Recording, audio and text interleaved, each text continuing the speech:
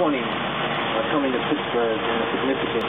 What the G20 is the eight so-called developed nations, 11 developing nations, and the European Union. Ever since the crisis, this crisis of the system began, people call it an economic crisis, but it's a crisis of the capitalist system. That's essentially what it is. They come and go. The system is built off of boom and bust.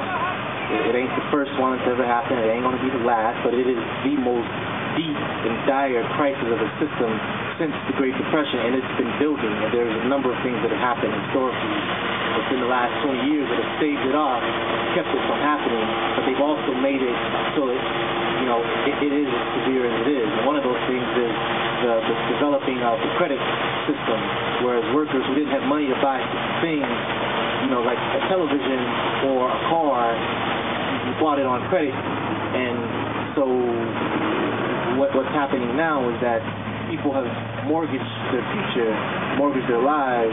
You couldn't afford a medical procedure, you got it on credit. You took equity out of your home and paid for, to keep a family member in a hospital, to pay for surgery and stuff like that.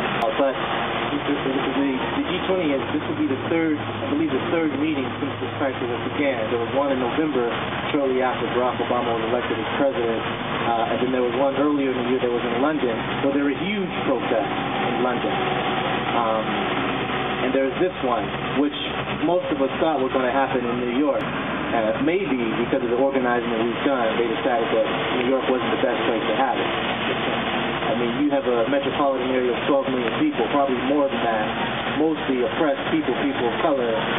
You go to certain communities in the black community, you go to Harlem, actually throughout the city of New York, the black community got 50% unemployment of young men my age.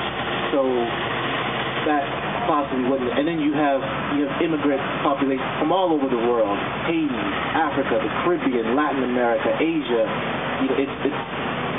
You walk the streets of New York and you hear every other language but English. And so you have a lot of people who have suffered because of these nations that are in the G20, and they might be in a fighting mood, and they're seeing their people still struggling and fighting national liberation movement. So for them, they thought, well, maybe New York ain't the best place. Maybe we'll go to Pittsburgh. Now, the reason why they chose Pittsburgh is because they look at, here in the U.S., they look at Pittsburgh as a model of what they would like to happen in the so-called Rust Belt.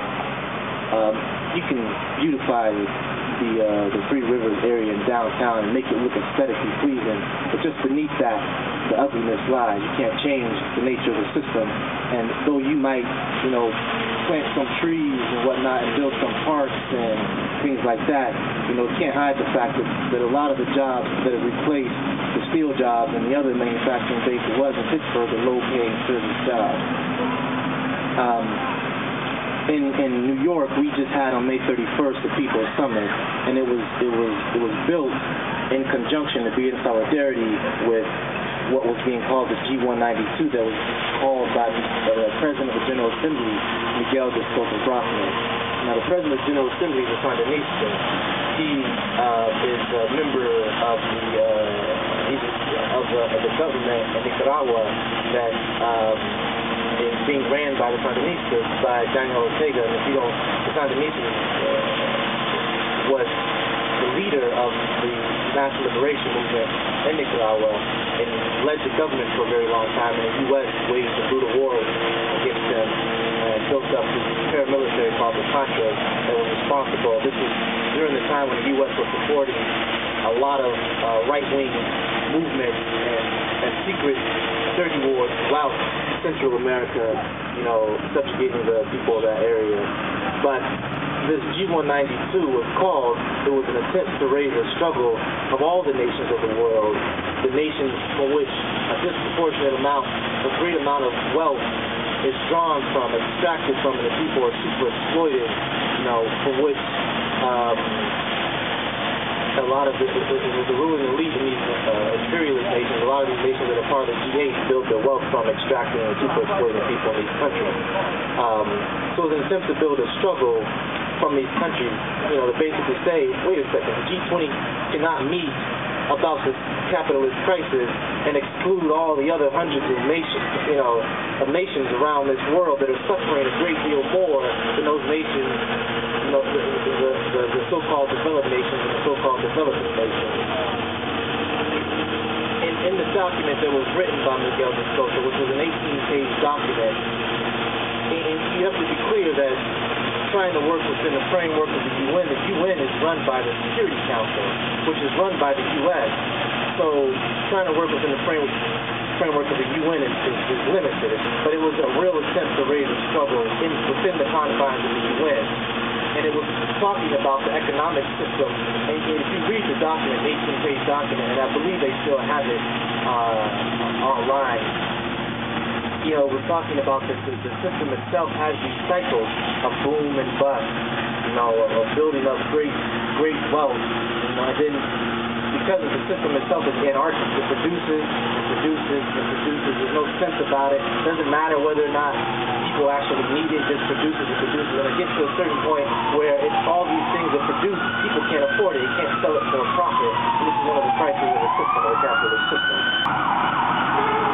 So the document was talking about that, and it was talking about a fund being created, you know, to help develop the so-called undeveloped nations. Well, this document was changed. There was a struggle because the U.S. and other countries do not want this type of thing to happen. So there was a struggle raised against having this G192, which was supposed to happen on June 1st and 3rd. What came out of that struggle is the document was changed. Now it's a 9-page document that is being used. It's a lot different than the 18-page document that was written by Miguel de Sosa. But the importance of that is that it says that there is a worldwide struggle of people around the world against not only the conditions being forced upon them because of the capitalist crisis, but imperialism itself. And that's why it is important for us to actually raise a struggle against the G20.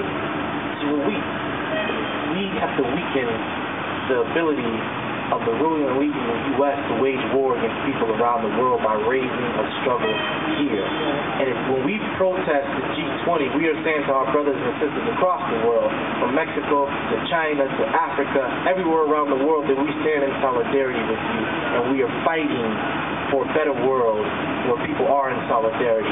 That's why it's so important for us to do it. But nobody can understand that in the U.S. better than people in Detroit. Because we've seen the way that the system, and not just Detroit, throughout the Rust Belt, they take the jobs away because they say that there's somebody, you know, it used to be a certain point in the development of capitalism where a great deal of money, capital, was sent to extract wealth from other countries. But because of technology, they can just take up a whole factory and ship that somewhere else now. And so what they are doing is they're putting workers in this country in direct competition with workers in India, with workers in Mexico, and workers in China. And what they want to do is they want you to say, the Mexicans and the Indians and the Chinese, they're taking our jobs. That's what they want people to do. But see, we have to look at it and say, no, we have to fight so there's nobody left to exploit. That is the type of world that we have to build.